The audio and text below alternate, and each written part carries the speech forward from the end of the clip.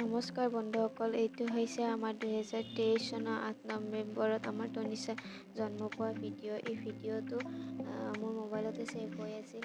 মই ভাবিছোঁ কেতিয়া মোবাইলটো বেয়া হৈ গ'লে ডিলিট হৈ যাব, চ' এটা ইউটিউব চেনেল খুলিম তাইৰ নামত আৰু তাইৰ ভিডিঅ'বিলাক আপলোড কৰি থাকিম। আপোনালোকে সকলোৱে যেন ছাপোৰ্ট কৰে আৰু তাইক মৰম দিয়ে। এইটো তাইৰ ফাৰ্ষ্ট জন্ম পোৱা প্ৰথম ভিডিঅ', প্ৰথম দিনা যোনদিনা জন্ম পাইছিল সেইদিনা কৰা ভিডিঅ' হয়।